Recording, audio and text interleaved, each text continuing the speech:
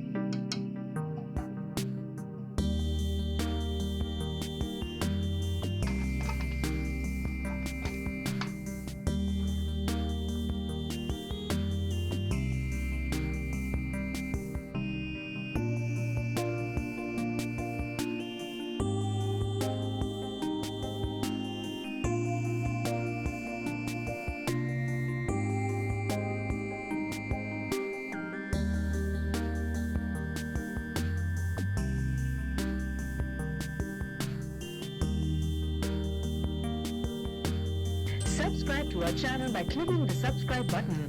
Click the bell button and enjoy the latest